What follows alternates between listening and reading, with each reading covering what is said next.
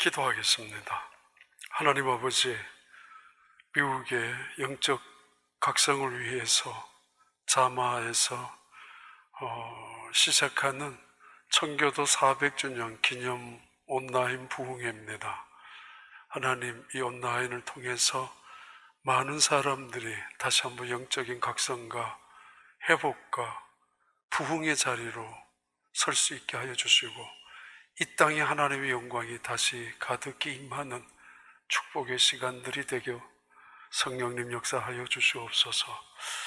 예수님 이름으로 기도하옵나이다.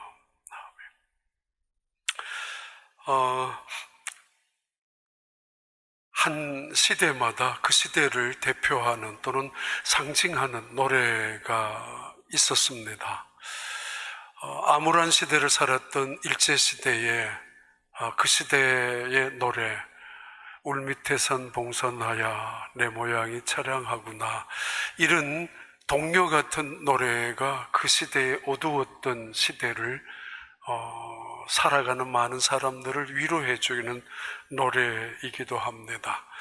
또 어떤 때는 절망 속에 있는 많은 사람들에게 희망을 주기 위해서 자, 배를 저어가자, 희망의 바다로, 그런 노래도 있었고, 독재가 있었을 때에는 그 시대 독재와 저항하는 그런 노래도 있습니다. 아마 아침 이슬 같은 그런 노래를 부르면서 독재에 저항하는 그런 마음을 달래기도 하기도 했습니다. 오늘 본문 속에 나타나는 모세의 노래가 등장합니다. 이 모세의 노래는 이스라엘 백성이 지금 가나안 땅을 눈앞에 두고 있는 그때에 마지막 모세가 이스라엘 백성들을 향하여 들려주는 말씀인데, 그 말씀을 모세의 노래라고 부르고 있습니다. 신명기 32장 1절부터 3절까지의 말씀입니다. 하늘이여 귀를 기울이라, 내가 말하리라. 땅은 내 입의 말을 들을지어다. 이 노래를 부르기 시작하면서 하늘과 땅을 증인으로 삼고 있는 것입니다. 2절, 내 교훈은 비처럼 내리고 내 말은 이슬처럼 맺히나니 한풀 위에 가는 비 같고 채소 위에 단비 같도다. 내가 여호와의 이름을 전파하리니 너희는 우리 하나님 위엄을 돌릴지어다. 원래 이 신명기 32장 1절을 보면은 모세의 노래라고 기록이 되어 있습니다. 신명기 31장 30절, 그리고 모세가 이스라엘 총회에서 이 노래의 말씀을 끝까지 읽어 들리리라. 지금 모세가 시작하고 있는 이 말씀을 신명기 31장 30절에서는 바로 모세의 노래라고 그렇게 명명하고 있습니다. 그들이 가나안 땅에 들어가서 불러야 될 노래이기 때문입니다. 그리고 이 노래를 기록해서 자손들에게 반드시 가르치라고 명령하고 있습니다. 노래란 캄캄한 어두움에서 때로는 신랄 같은 기대를 갖고 불러야 되는 희망의 노래가 있는데, 이 모세가 지금 그들을 향하여 부르라고 하고 있는 노래는 그런 희망의 노래와는 거리가 먼 무거운 절망의 산 같은 그런 노래입니다. 노래라면 가슴 벅찬 감격으로, 기쁨으로 불러야 되는 것이 노래일 텐데, 그러나 이 노래는 그렇지 않습니다. 은혜를 떠나가 버린 자들의 배신한 자리 속에서 가슴을 치며 후회하고 불러야 되는 노래입니다. 세상에서 노래란 승자가 부르는 노래입니다. 그래서 그 자리에서 하나님의 영광을 증언하고 영적인 승리의 노래를 불러야 할 텐데, 그런 노래가 아니라 영적인 패배의 자리에서 부르는 매우 애잔한 그리고 매우 슬픈 노래입니다. 모세는 이스라엘 백성들에게 그가 가나안 땅을 눈앞에 두고 들어가지 못하는 그런 상황 속에서 그들에게 마지막 가르치는 말씀입니다. 이 노래만큼은 가나안 땅에 들어가서 불러야 하고 슬픈 노래이지만은, 어쩌면 패배자가 부르는 노래이지만은, 어쩌면은 가장 무거운 절망 속에 있는 자리에서 불러야 될 노래이지만은, 그러나 그럼에도 이 노래를 부르고 그리고 자녀들에게 가르치라고 말씀하고 있습니다. 왜 그렇습니까? 이 노래를 불러야 하는 이유가 있습니다. 이대로는 안 되기 때문입니다.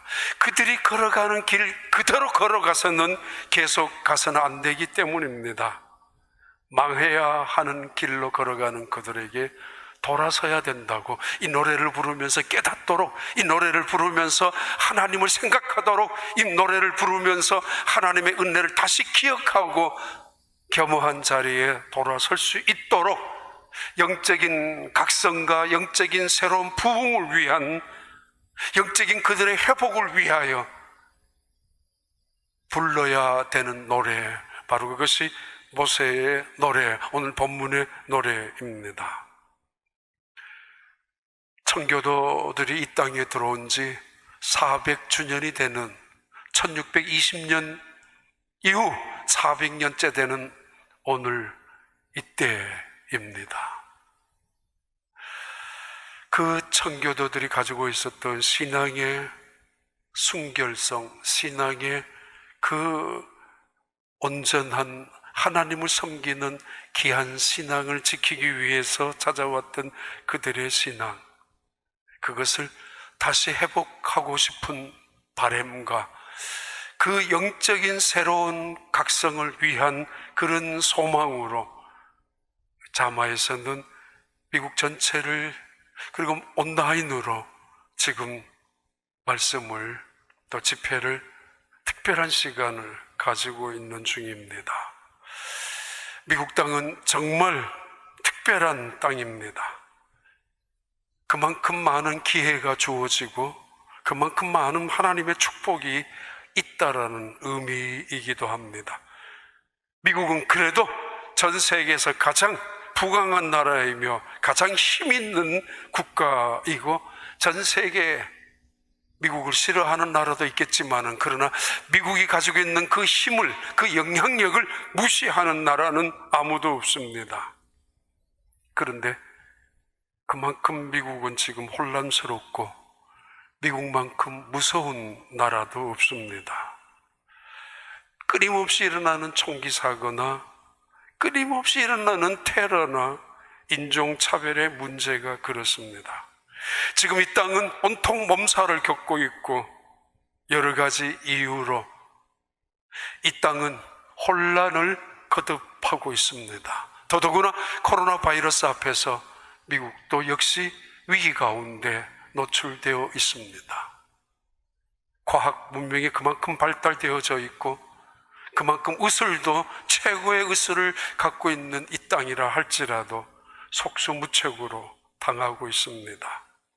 전 세계를 지배하고 있는 애플이나 구글이나 아마존이나 페이스북이나 최고의 기업들이 줄비하게 여전히 미국을 베이스로 해서 움직이고 있는, 정말 무시할 수 없는 이 땅이고 그런 부강한 나라이지만은 혼란스럽기는 아프리카와 마찬가지로 혼란스럽습니다. 이 땅에, 이때에 우린 다시 모세가 가나안 땅에 들어가면 너희들은 이 노래를 불러야 된다고 했던 그 말씀을 생각할 필요가 있습니다. 5절과 6절을 보시겠습니다. 그들이 여호와를 향하여 악을 행하니 하나님의 자녀가 아니요 흠이 있고 삐뚤어진 세대로다. 어리석고 지혜 없는 백성아, 여호와께 이같이 보답하는 그는 내 아버지시요 너를 지으신 네가 아니시냐. 그가 너를 만드시고 너를 세우셨도다. 이스라엘 백성들은 40년 동안이나 광야 생활을 했었습니다. 이 광야에서 학교도 없었고 문화생활 시설도 없었고 그런 문명도 전혀 없었던, 가장 원시적으로 살아갔던 때가 광야의 40년이었습니다. 그들은 천막에서 살았고 오직 하늘만 쳐다보고 살았고, 그러면서도 물을 마시면서 그리면서 식량을 먹고 살았던 사람들이 그들입니다.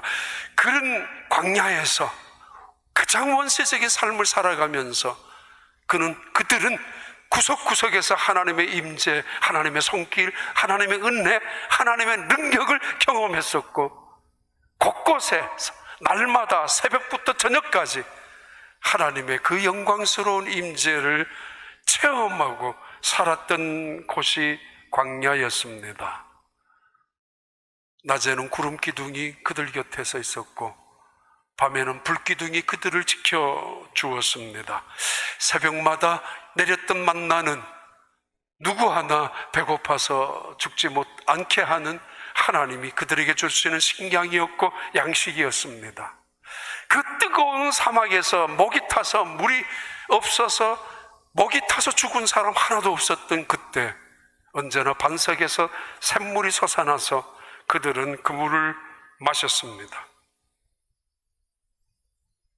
그런데 광야에서 오직 하나님의 은혜만을, 그 하나님의 임재만을 갖고 살았던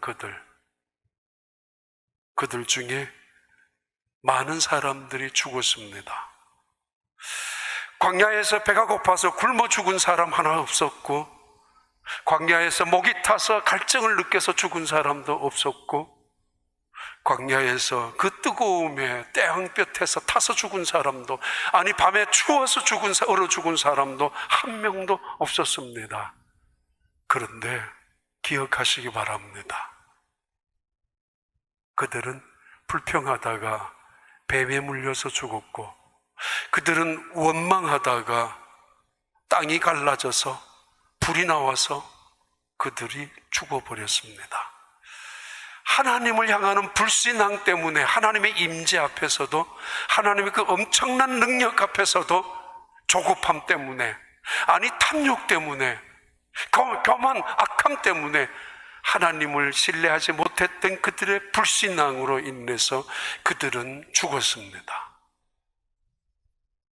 그들의 자손들만 요단강을 건너서 가나안 땅에 들어갈 수가 있었습니다.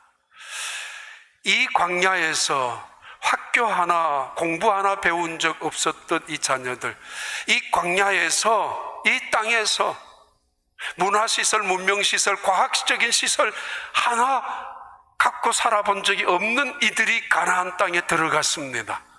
가나안 땅에는 과학이 있습니다. 인간이 만들어 놓은 문명이 있었고, 인간이 만들어 놓은 문화시설들이 있었습니다. 학교가 있는가 하면은 과학으로 만들어 놓은 많은 마켓이나 백화점이 있었습니다.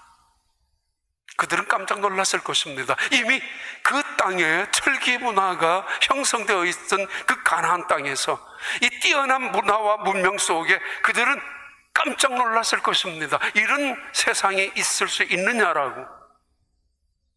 그들은 그러면서 차츰 동화되기 시작합니다. 그들이 더욱 놀란 것은 그들이 믿었던 하나님은 눈에 보이지 않는 하나님이셨는데, 그 땅에 가니까 눈에 보이는, 손에 잡히는 수많은 우상들이 세워져 있었습니다. 이때 그들의 믿음이 변질되기 시작합니다. 이때부터 그들은 하나님의 은혜를 업신여기고 무시하기 시작합니다. 5절부터 6절까지 나오는 말씀을 다시 한번 볼까요? 신명기 32장 5절부터 6절까지. 그들이 여호와를 향하여 악을 행하니 하나님의 자녀가 아니요 흠이 있고 삐뚤어진 세대로다. 어리석고 지혜 없는 백성아, 여호와께 이같이 보답하느냐? 그는 내 아버지시요 너를 지으신 네가 아니시냐? 그가 너를 만드시고 너를 세우셨도다. 그들은 가나안 땅에 들어가면서 그들의 아버지인 하나님을, 그들을 세워주시고 여기까지 이끌어주셨던 그 하나님 아버지를 잊어버리고 말았습니다. 아니, 업신여기고 무시하고야 말았습니다. 눈에 보이지 않는 하나님보다가는 눈에 보이는 우상들이 오히려 그들을 만족시키고 있었고, 하나님의 은혜, 하나님의 도움, 하나님의 임재보다는 백화점에 쌓여있는 수많은 물품들이, 밖에만 나가면 수많은 문화의 시설들이, 인간의 지식이나 인간의 지혜가 만들어 놓은 과학의 물품들이 그들을 훨씬 더 만족하게 만들고 있었기 때문입니다. 그래서 그들은 하나님을 찬밥심새로 만들고 있었고 하나님을 업신여기기 시작했습니다. 400년 전에 이 땅에 신앙의 자유를 위하여 찾아왔었던 청교도들, 그들이 이 땅에서 가장 먼저 감사의 제단을 쌓았고 그 환난, 위기, 죽음 속에서도 말입니다. 그리고 가장 먼저 그들은 학교를 세웠습니다. 그 학교를 세운 이유는 우리의 자녀들에게 하나님을 가르쳐 주기 위해서였습니다. 그들이 살았던 온 도시는 언제나 주일이면은 모든 도시의 가게들이, 회사들이 문을 닫았습니다. 주님을 섬기기 위해서였습니다. 그런데 시간이 지나가면서 이 땅은 점점 변질되어 갑니다. 신명기 32장 7절에 바로 그들을 향하여 하시는 하나님의 말씀입니다. 옛날을 기억하라. 역대의 연대를 생각하라. 내 아버지에게 물으라. 그가 내게 설명할 것이요, 내 어른들에게 물으라. 그들이 내게 말하리로다. 자, 이때 어떻게 해야 되느냐? 영적인 회복, 영적인 각성을 위하여, 부흥을 위하여 무엇을 할 것인가? 세상에서는 전진해야 한다고 말합니다. 세상에선 새로운 지식을 배워야 된다고 말합니다. 맞습니다. 새로운 것을 발견하든지 새로운 것을 만들어야만 세상에선 도태되지 아니하고 패배자가 되지 아니하고 승자가 될 수 있습니다. 누가 먼저 빨리 앞자리로 달려갈 수 있는가? 누가 먼저 새로운 것을 개발해서 누가 먼저 새 것의 지식을 발표할 수 있느냐에 따라서 이 세상은 승자가 결정되고 패자가 갈라집니다. 그래서 누구든지 새로운 지식을 찾으려고, 새로운 물품을 개발하려고 노력하고 있는 것이 이 세상입니다. 그러나 영적인 각성과 영적인 부흥은 돌아가는 것입니다. 옛날을 기억하는 것이고 옛 연대를 생각하는 것이고 아버지에게 묻는 것이고 할아버지에게 여쭤보는 것이고 그 부모님 조상들에게 찾아가서 당신들은 어떻게 살았느냐를 묻는 것이고 그들의 간증을 듣는 것이 개혁의 시작이고 부흥의 시작입니다. 이것이 바로 신명기 32장 7절의 말씀입니다. 우리는 청교도 400주년 기념하는 이 자리에서 다시 되돌아가야 합니다.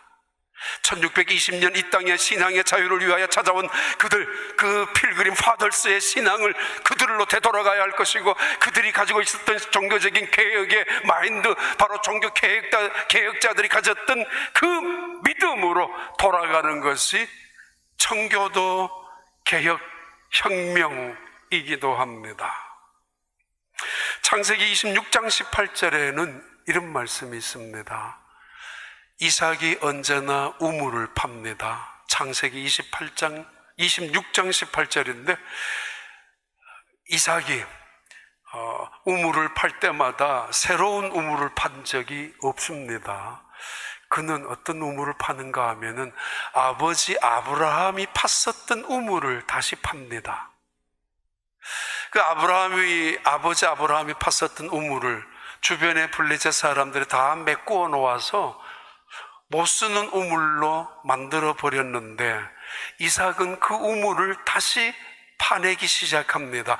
그리고는 동일하게 그 우물의 이름을 아버지 아브라함이 불렀던 그 이름을 그대로 이삭이 불렀습니다. 매우 중요한 의미를 가르쳐 줍니다.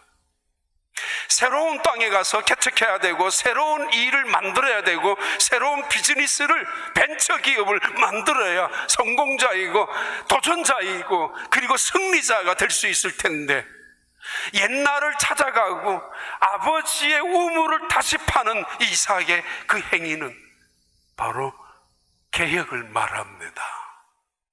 여호와께 돌아가자라는 의미의 어쩌면 혁명적인 같은 영적인 각성을 의미합니다.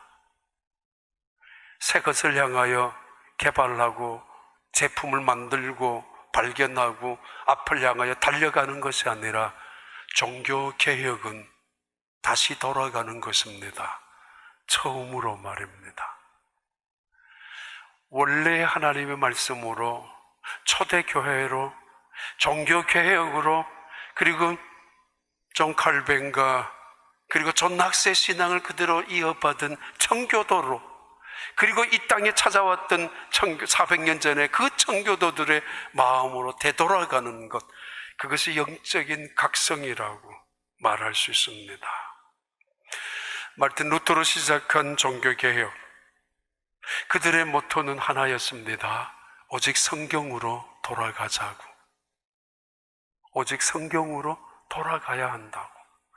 이것은 하나님의 절대 주권을 인정하는 것이고, 이것은 오직 하나님의 영광은 성경 속에서 이루어지고 또 나타난다라는 말씀을 의미하는 것입니다.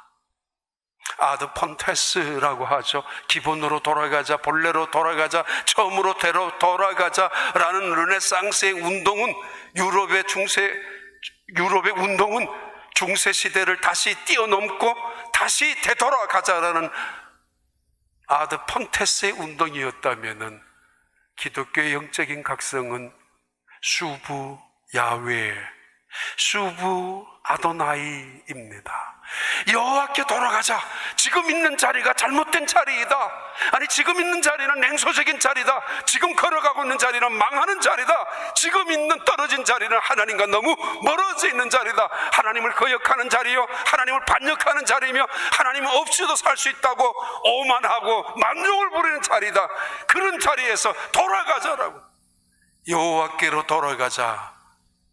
에스겔 선지자가, 호세아 선지자가, 아모스가, 요엘이 자 여호와께로 돌아가자. 우리가 이제는 옷을 찢지 말고 가슴을 찢고 여호와께로 돌아가자. 철저한 회개로 돌아가자라고 합니다. 오늘 있는 상황, 위기 속에서, 혼란 속에서, 우리 힘으로는 아무것도 할 수 없는 오늘의 이 상황 속에서 어쩌면 하나님이 우리를 향하여 치셨고, 어쩌면 하나님이 우리를 향하여 찢어 놓으시고, 어쩌면 우리를 향하여 혼란 속에, 위기 속에 집어넣었다 할지라도 우리가 여호와께 돌아가기만 하면은 하나님은 찢으셨으나 싸매시는 분, 치셨으나 도로 낫게 하시는 그분, 우리는 그 앞에서만 살 수 있기 때문에 여호와께 돌아가야 합니다. 미국의 3대 대통령이었던 제퍼슨, 그로부터 사실은 시작이 되었죠.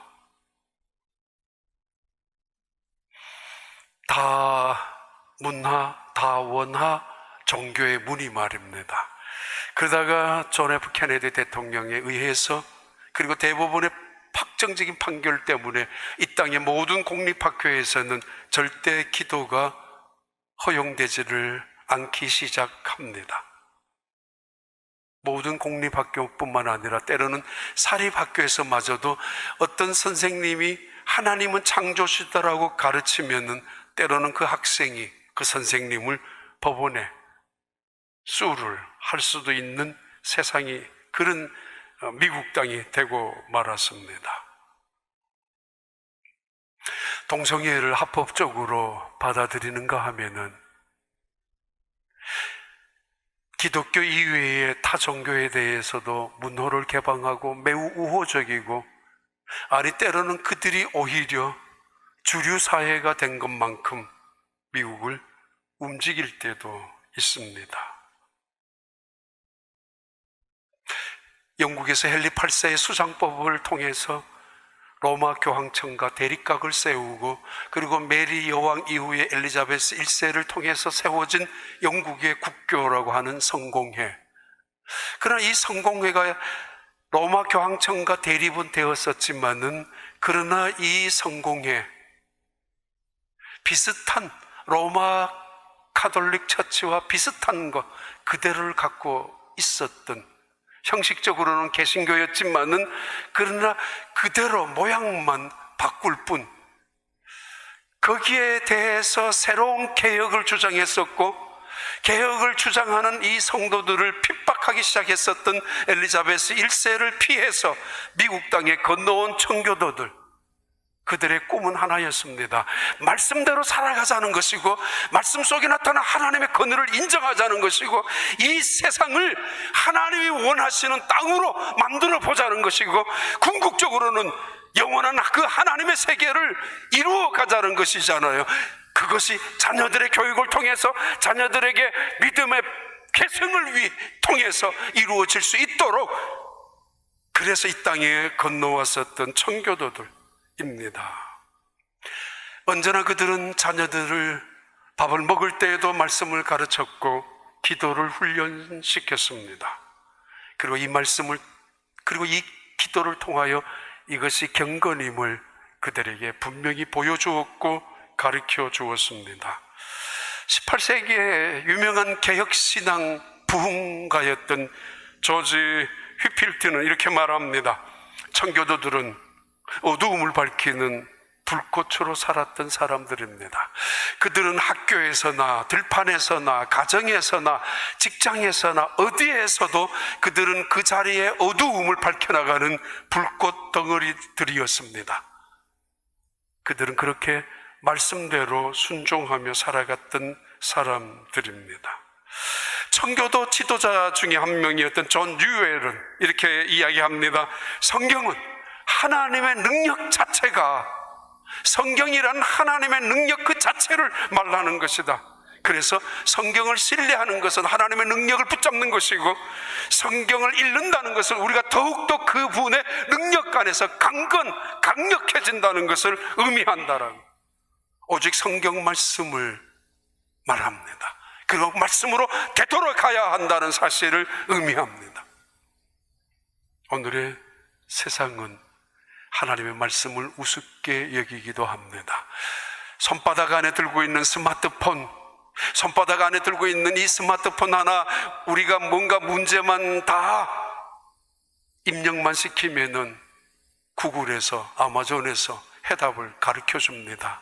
그 해답도 수십 가지, 수백 가지, 수많은 정보를 순식간에 배달해주고 정보를 우리에게 나타나게 해줍니다.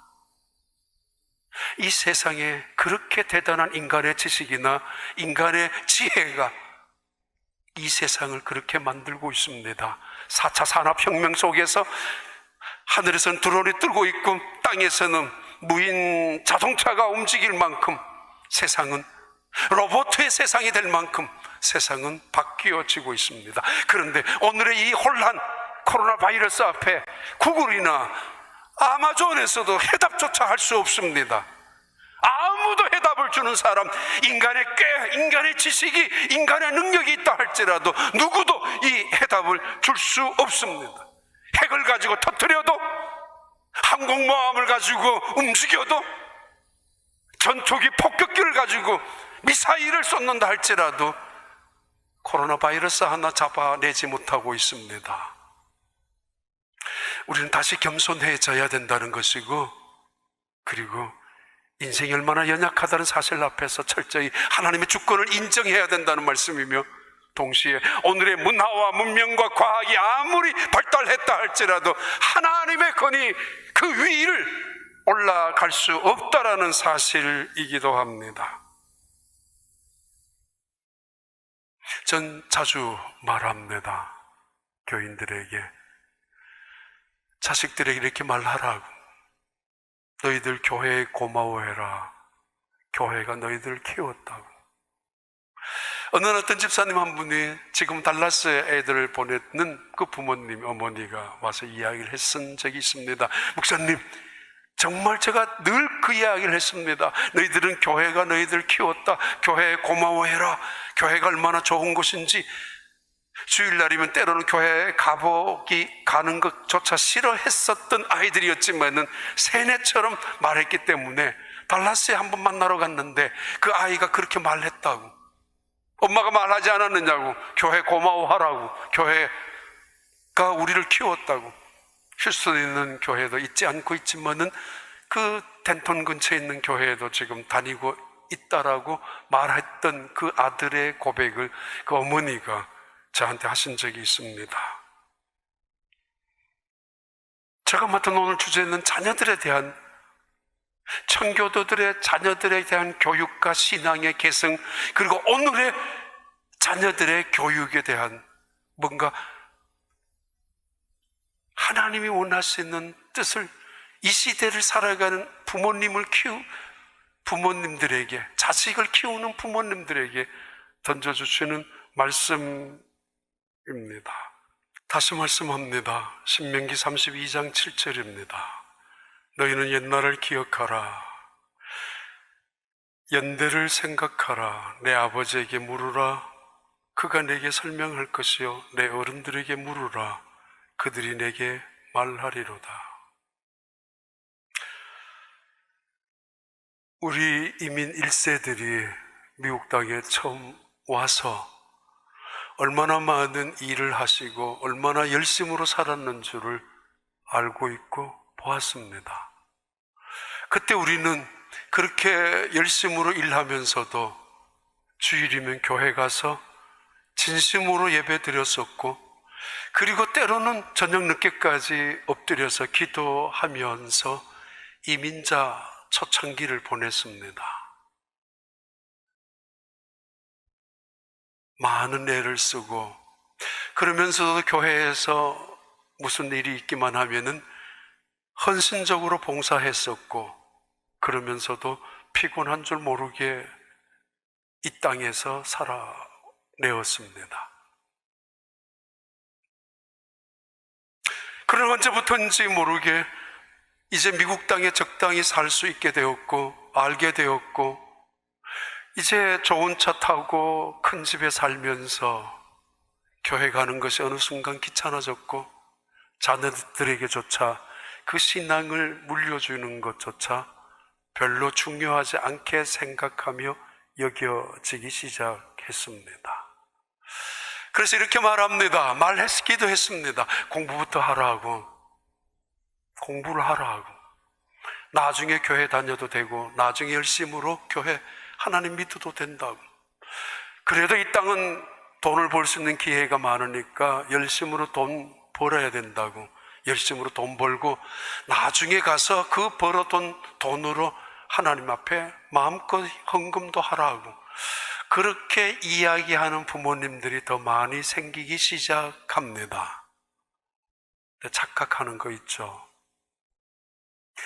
자녀들이 세상에 깊이 빠져버렸는데, 세상 재미를 알고 세상의 쾌락을 느끼고 있는데 어떻게 다시 돌아올 수 있습니까? 늦었습니다. 먼저 공부하라고요? 교회는 나중에 가도 된다고요? 하나님은 나중에 그때 가서 믿어도 괜찮다고요? 뭐니 해도 돈을 많이 갖고 있어야 된다라고요? 아니, 돈 맛을 아는데, 돈의 힘을 알고 알아버렸는데 어떻게 그 돈을 하나님 앞에 헌금할 수 있단 말입니까? 어떻게 나중에 된다고요? 지금이 안 되는데 나중에 어떻게 될 수 있습니까? 부모님들이 어떤 신앙을 갖고 있느냐에 따라서 자녀들의 믿음이 계승될 수가 있을 것입니다. 지금 대부분의 우리 자녀들은 교회에서 정말 아름다운, 그리고 흔들리지 아니하는 신앙생활을 하고 있지만은 가끔은 불안합니다. 얘네들이 고등학교를 끝나고 대학교에 가서도 교회를 갈지, 대학을 졸업하고서도 교회를 갈지, 아니면 직장생활 하면서도 하나님을 잊어버리지 아니하고 여전히 신앙생활을 할 수 있을는지 불안해질 때가 있습니다. 그래서 우리는 훨씬 더 자녀들 교육에 관심을 가져야 되고, 훨씬 더 교회 교육에도 중심을 세워주어야 합니다. 왜냐하면 언제부턴가 우리의 기도가 점점 식어지고 있고, 신앙생활이 점점 약해지고 있고, 세상이 점점 가까워져 가고 있기 때문입니다. 청교도들의 신앙이 400년이 지난 지금 변질되어 가고 있는 것처럼 우리의 신앙도 그럴 수 있습니다. 바로 모세는 이것을 기억하고 이것을 생각하면서 이 노래를 부르라고, 너희들은 어찌하여 아버지를 잊어버리고 너희들을 세워주고 키워주고 이끌어준 하나님의 이 은혜를 저버리고 살아갈 수 있느냐라고. 이 노래를 불러야 된다고. 이 노래를 부를 때 정신이 들 것이고 깨달아질 것이고, 그래도 돌아올 수 있는 마지막 희망을 걸 수 있기 때문에 모세는 이 노래를 그들에게 부르라고 가르친 것입니다. 어느 날 학교 갔다 온 아이가 이렇게 말했습니다. 엄마, 남자가 두 사람이 결혼을 할 수 있대. 뭐야? 얘가 학교에서 듣고 온 것입니다. 그것을 비난하거나 비판해서는 안 된다는 선생님의 설명까지 들었습니다. 어느 날 딸아이가 말합니다. 엄마, 화장실도 남자도 여자도 같이 사용할 수도 있게 되었대. 아, 이것도 함부로 떠들면 안 된대. 잘못하면 큰일 난대. 라는 이야기를 딸아이가 엄마한테 하기도 합니다. 어느 날 아주 좋은 대학교에 입학하고 돌아온 그 학생 아들이 방문을 안에서 화장을 하고 있었던 것을 바라본 엄마가 소스라치게 놀란 적이 있습니다. 책상에서 앉아서 입술을 립스틱을 바르고 있는 자기 아들. 좋은 대학교 가서 훌륭한 아이가, 정말 대단 자랑스러웠던 아들인데 어느 날 그 학교에서 갔다 온 그 아이가 이상한 행동을 하는 걸 보고 하늘이 무너지는 것 같았다고. 이게 지금 미국의 현실입니다. 이게 미국에서 일어나는 교육의, 학교의 현실이기도 합니다. 그것이 잘못되었다고 친구들끼리 이야기하거나 그것이 큰일 날 일이라고 말한다면 학교 학생들에게도 따돌림을 당할 수밖에 없는 그런 땅에 지금 이렇게 변질되어져 버린 세상에 살아가고 있습니다. 그들을 향하여 가나안 땅에 들어가면 문화와 문명의 속에서, 가나안 땅에 들어가면 이상한 문화를 지성인이라고 생각하고 그 만들어놓은 문명을 마치 이성주의자인 것처럼 생각하는 그들을 향하여 모세가 불렀던 슬픈 노래였지 않습니까?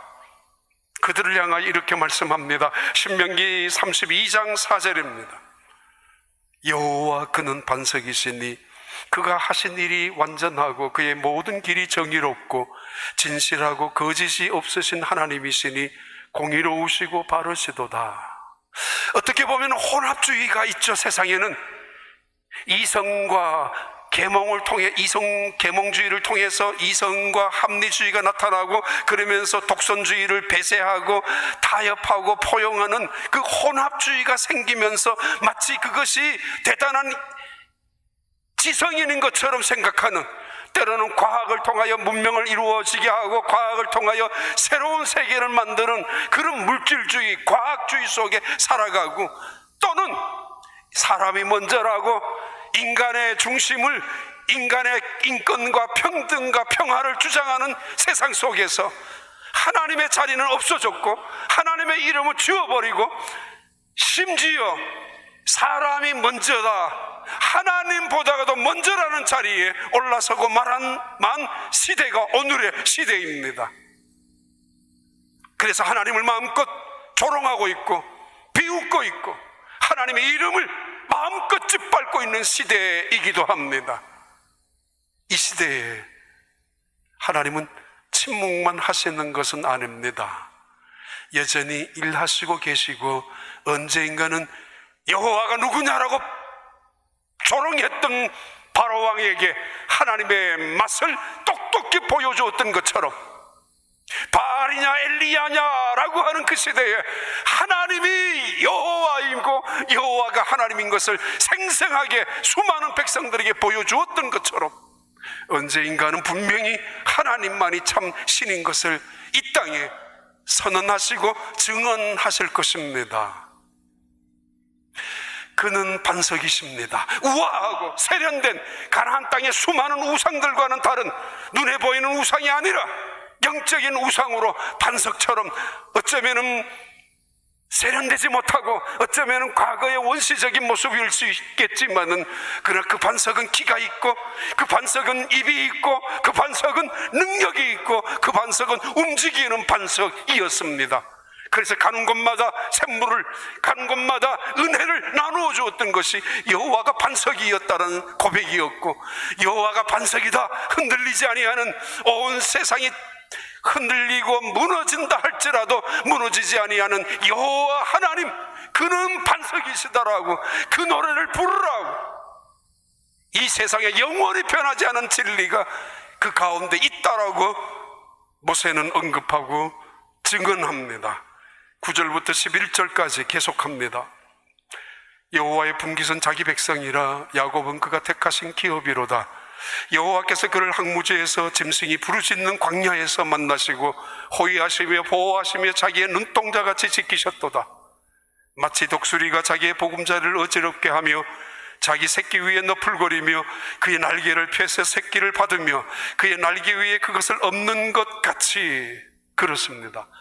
그 하나님은 우리 아버지처럼 광야에서 우리를 건져내셨고, 진토에서 우리를 찾아내었고, 사막 한 모퉁이에서 우리를 건지셨던 하나님, 아무도 돌보지 않았고 아무도 주목하지 않았던 우리였지만은 하나님이 우리를 건지셨고 이끌으셨고, 그리고 우리를 눈동자같이 지켜주셨던 분이 하나님이십니다. 때로는 마치 독수리가 새끼를 훈련시키는 것처럼 떨어뜨리고, 그러면서 다시 그 등에 엎어서 다시 날아와서 보금자리에 앉혀놓는 것처럼 하나님 우리를 그렇게 훈련시키시기도 하셨던 분이 하나님이셨습니다. 그런데 이제 와서 내 힘으로 살았다고요? 이제 와서 내 잘남으로 여기 있다고요? 그것 좀 영어 좀 한다라고, 그것 좀 좋은 집에 산다고, 그것 좀 이제는 이 땅에서 괜찮게 살 수 있다라고 하나님을 잊어버려서 내 힘으로 다 살아왔고 내 능력이 여기에 있었다라고 말하고 있다고요? 그렇죠.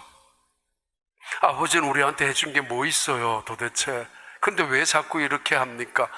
우리가 억지로 살다가 여기까지 온 거예요. 아버지가 해준 거 없으면 가만히 있으세요. 아버지의 마음에 못을 박는 자식들. 아니 도대체 어머니가 우리한테 해준 게 뭐 있다라고 나에게 자꾸 이렇게 찾아오느냐라고 그 어머니 가슴에 칼날 같은 말을 내뱉는 자식들.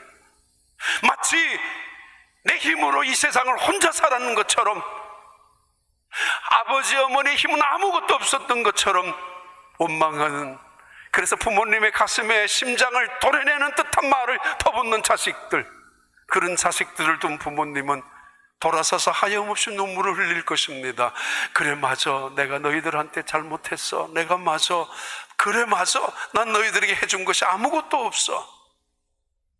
어떤 자식들은 이렇게 말합니다. 그런 부모님들 해준 것이 없다고요? 누구 때문에 지금까지 고생하고, 누구 때문에 지금까지 늙어왔고, 누구 때문에 이렇게 이 자리까지 있는데 아무것도 해준 것이 없다고요? 아닙니다. 어떤 자식들은 아버지 고맙습니다, 어머니 고맙습니다, 이게 모든 게 어머니 덕이에요, 아버지 은혜입니다 라고 말하는 자식도 있습니다. 그렇습니다. 바로 이것을 가르치라는 것이고 이것을 보이라는 것입니다. 요약해서 결론을 드리면은, 우리는 가정에서부터 예배를 회복해야 하고, 가정에서부터 기도를 보여줘야 하고, 학신하면서 함께, 그리고 가정에서부터 함께 성경을 읽어 나가야 하는 시간이 주어졌기도 하고, 그렇게 해야 합니다. 청교도들의 가정 예배, 청교도들의 자녀 교육은 여기서부터 시작한 것입니다. 자녀들에게 끊임없이 성경을 읽게 하고 기도하게 하고, 그것을 경건의 훈련으로, 경건의 힘으로 살아가게 만들었고, 그리고 보여준 삶이 그들의 청교도들의 삶이었습니다. 언젠가 권사님 한 분이 저한테 찾아오셔서 이렇게 말씀하신 적이 있습니다. 목사님, 우리 아들 좀 나무라 주세요. 왜요? 우리 아들 그놈이 지금 좀 지부인하고 안 좋은가 봐요. 왜요? 며칠 전에 그 아들의 아들, 그 손주가 할머니 집에 왔는데 집으로 돌아가야 될 시간에 이 아이가, 손주가 할머니한테 이렇게 말했었다고 합니다. 할머니, 나 집에 가면 안 돼? 집에 안 가면 안 돼? 왜? 나 집에 가기 싫어. 왜? 집에 가기 싫단 말이야. 왜 그래? 엄마 아빠가 만나면 싸운다고, 같이 있기만 하면 싸운다고, 함께 있으면 싸운다고.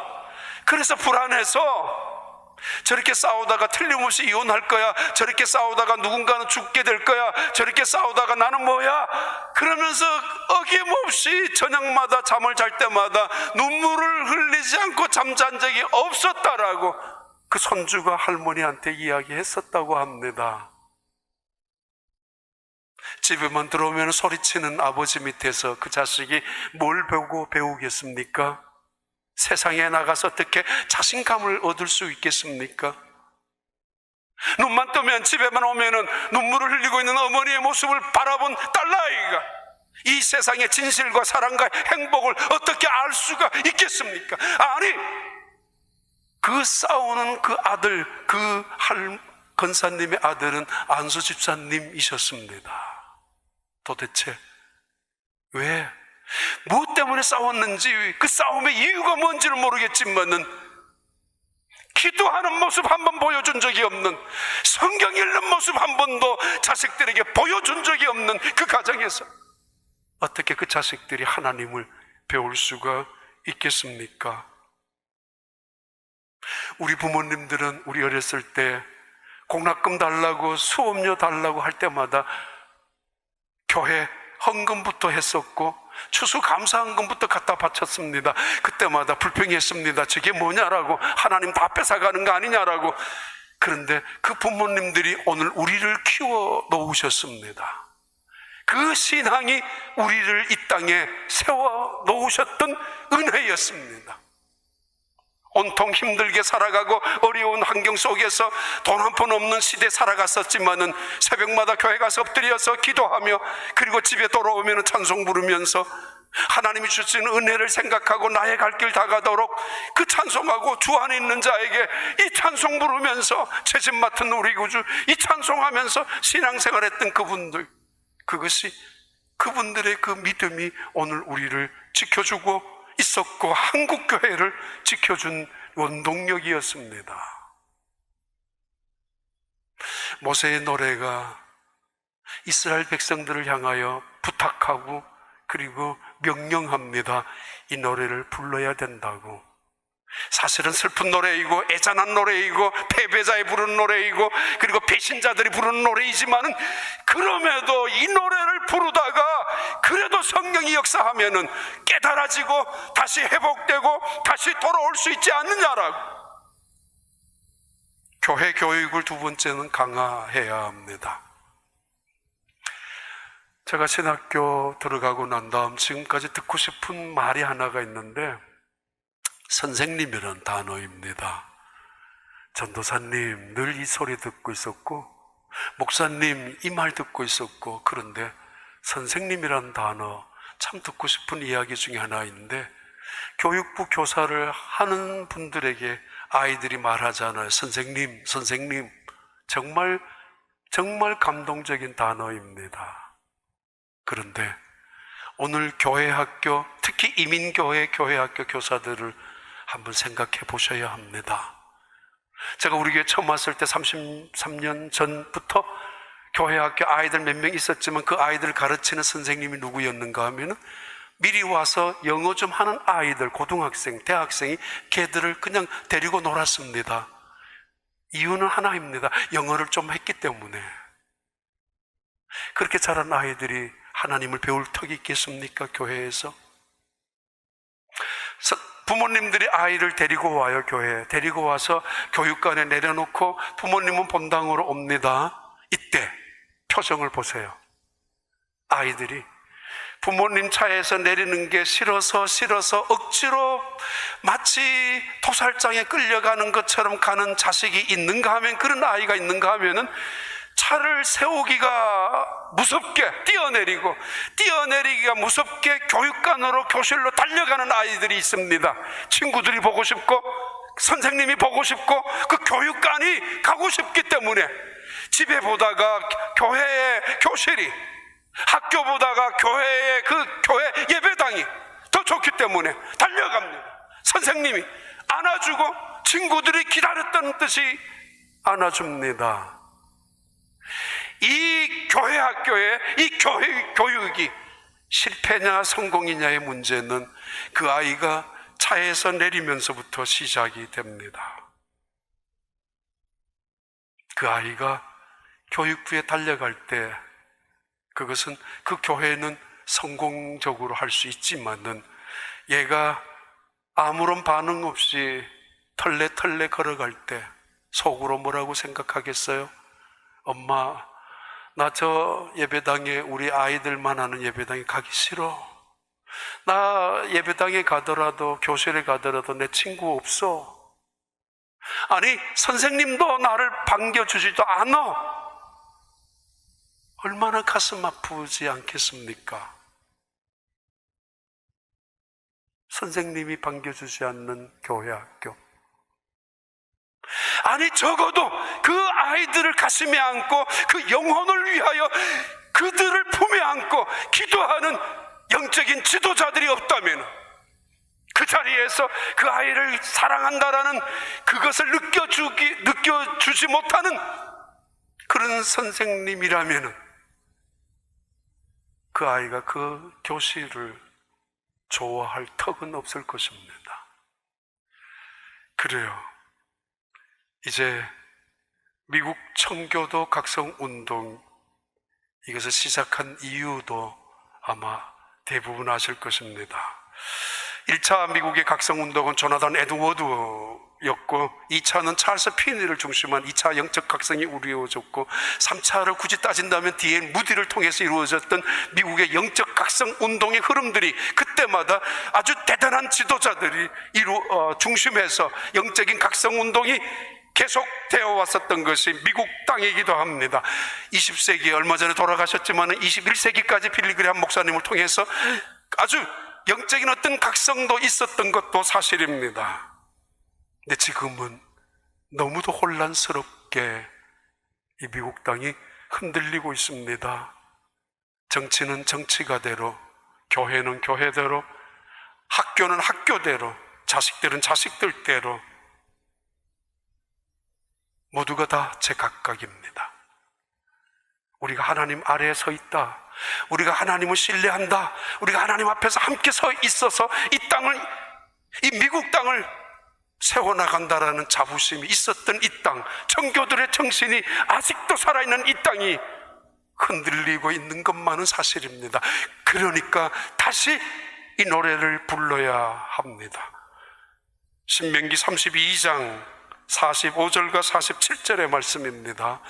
모세가 이 모든 말씀을 온 이스라엘에게 말하기를 마치고 이 노래를 마치고 그들에게 이르되 내가 오늘 너희에게 증언한 모든 말씀 너희의 마음에 두고 너희의 자녀에게 명령하여 이 율법 모든 말씀을 지켜 행하게 하라. 미국의 축복은 청교도였습니다. 이 세상에 미국만큼 축복받은 땅은 없습니다. 세상 어디를 가더라도 미국만큼 하나님의 은혜 축복을 받은 땅은 없습니다. 전 세계에 여전히 가장 많은 선교사를 파송하고 있고 그리고 이 땅만큼 아직까지는 기독교에 대한 우호적인 나라도 없습니다. 그런데 위험합니다. 점점점 문을 닫는 교회들이 세워지고 많아지고 점점점 교회를 비난하고 하나님의 이름을 점점 지워버리는 세력들이 나타나고 있기 때문입니다. 모세가 명령합니다. 너희는 이 율법을 지켜 행하라. 그리하면은 내가 너희에게 허락한 이 모든 약속, 축복을 영원히 거두어 가지 않을 것이고 이 땅에 하나님의 축복을 더욱 넘치게 할 것이라고 한국에서 자라고 태어난 사람이지만은 그러나 미국 땅에 살아가는 시민의 한 사람으로 저는 여전히 한국 땅도, 아니 미국 땅도 영적인 부흥과 영적인 새로운 각성이 일어나기를 소망합니다. 그러기 위해서 우리는 말씀으로 돌아가야 합니다. 말씀을 읽어야 하고 말씀을 들어야 하고 말씀을 중심해서 다시 세워져야 합니다. 우리 교회는 지금 시편 전교인이 함께 묵상하고 필사하고 암송하는 것, 코비드-19 이 시기에 그런 운동을 하고 있습니다. 이유는 그 말씀을 붙잡고 그 말씀 안에서 위로받고 그 말씀을 통하여 치유받고, 아니 그 말씀이 하나님의 능력이기 때문입니다. 이 말씀으로 되돌아가자는 이야기는 하나님의 주권 앞에 오직 하나님의 영광을 위하여 살아가자라는 의미이기도 합니다. 수부아도 나이, 자 다시 가슴을 치며 여호와께 돌아가자. 이제 우리가 그 앞에 돌아갈 때 하나님은 우리를 안아주시고 우리에게 새 힘을 주시고 이 땅을 치료하실 것이고 이 땅에 하나님의 살아계신 그 영광을 다시 한번 드러나게 하실 것입니다. 이 놀라운 축복이 이 자마 온라인 영적 대각성 운동을 통하여 청교도 400주년 이 기념 부흥회를 통해서 다시 한번 불꽃처럼 일어날 수 있게 되기를 진심으로 축원하고 주님의 이름으로 축복합니다. 하나님 아버지, 온라인을 통해서 듣는 모든 성도들 가슴 속에 조지 휘필들처럼, 조나단 에드워드처럼, 찰스 파니처럼, 디엘 무디처럼 성령이, 아니 하나님의 말씀이 우리 속에 불꽃이 되게 하여 주옵소서. 그래서 이 땅을 다시 밝혀나가는 하나님의 사람들이 될 수 있도록 은혜 베풀어 주시고, 특별히 우리의 자녀들 가슴 속에 하나님의 말씀이 능력이 되고 이 세상을 이기는 힘이 되고 지혜가 되게 하여 주시옵소서. 오늘 또 부르는 이 노래가 승리의 노래가 되게 하시고 영광의 노래가 되게 하시고, 은혜, 바로 이 세상에서 불러야 되는 진리의 노래가 되게 하여 주시옵소서. 예수님 이름으로 기도하옵나이다. 아멘.